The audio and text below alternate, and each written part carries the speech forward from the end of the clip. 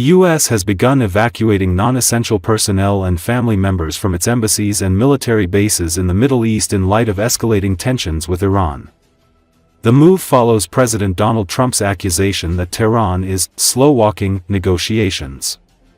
Based on our latest analysis, we decided to reduce the footprint of our mission in Iraq, the State Department said in an emailed statement to the media. Reuters cited a U.S. official as saying that voluntary departures had also been authorized at the embassies in Kuwait and Bahrain. So, United States is on high alert over concerns that Israel might launch a strike on Iranian nuclear facilities, the Washington Post reported.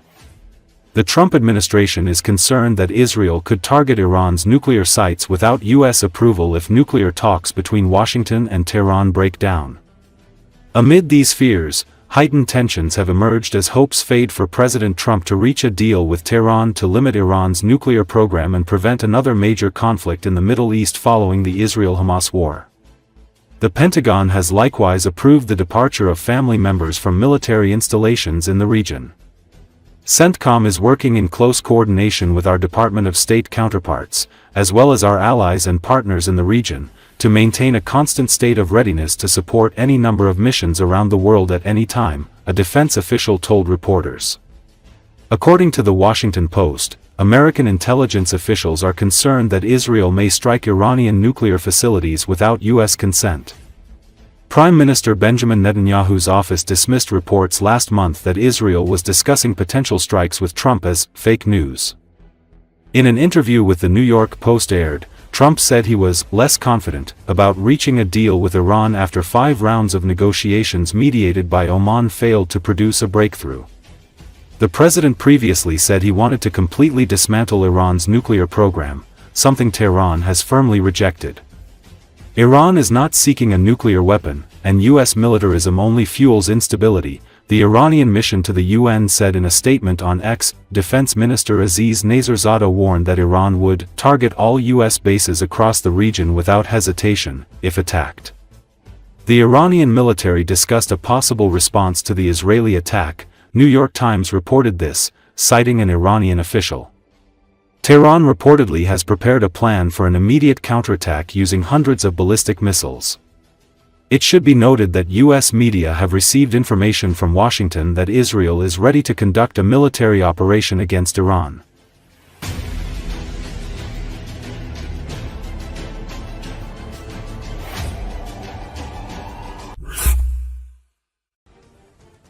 The head of the U.S. Central Command responsible for the Middle East, General Michael Kurilla, told the U.S. House of Representatives that he had prepared a plan to strike Iran. He passed it on to Defense Secretary Pete Hegseth and President Donald Trump, the Times of Israel reports.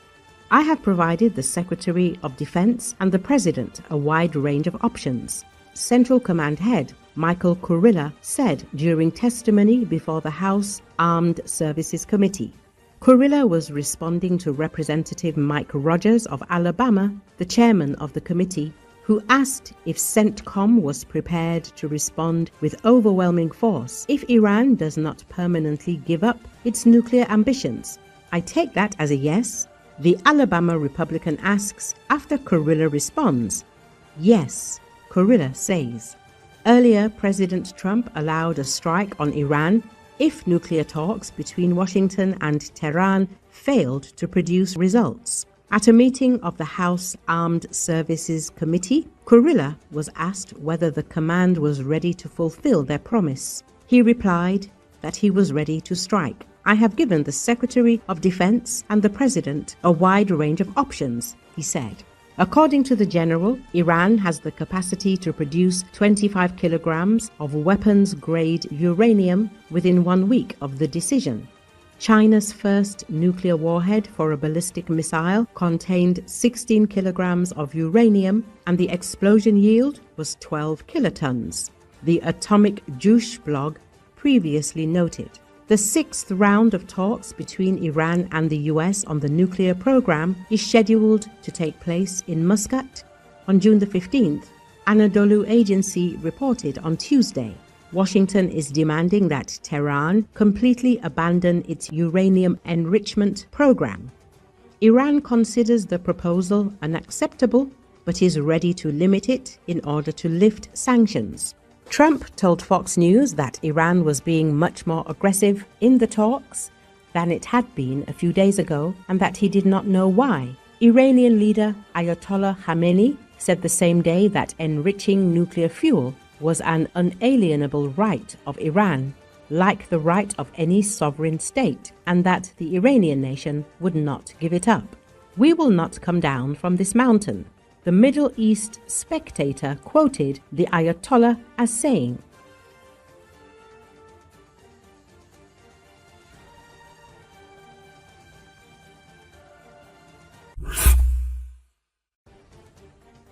OPEC has made a decisive move to punish member states violating production quotas by ramping up output and pushing oil prices to new lows as the global markets react. The shockwaves hit Russia the hardest, with its economy already strangled by sanctions and inflation, now gasping for air under the weight of collapsing revenues and shrinking influence within the oil cartel. Recently, OPEC Plus announced plans for a significant increase in oil production for July, adding 411,000 barrels per day. Euromaidan Press reports. This is the third consecutive monthly hike, and the move aims to regain market share and discipline overproducing members like Russia, Iraq, and Kazakhstan. Despite the risk of oversupply, the group, led by Saudi Arabia, is prioritizing volume over price to reassert its influence in the global oil market, building on its previous decision not to increase prices. The immediate effect of this decision has been a notable decline in oil prices. For Russia, these developments pose significant challenges. As of early June 2025, the price of Russian Urals crude oil has fallen below $50 per barrel, marking its lowest level since June 2023. Specifically in April, Urals crude was priced at around $47.50. This is extremely below the $70 benchmark used in the initial Russian budget planning for the year. It is estimated that each $10 drop in oil prices costs Russia approximately $17 billion annually. The resulting revenue gap of around $40 billion is expected to widen the deficit to 10% of the projected Russian annual budget of approximately $415 billion, Euromaidan Press says.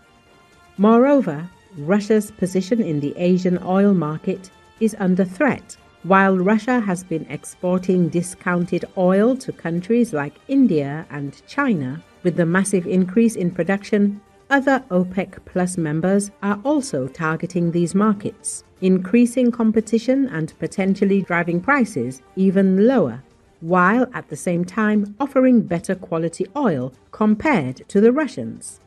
This increased competition in Asia could erode Russia's market share and further impact its oil revenues. Additionally, Russia's influence within OPEC Plus appears to be waning.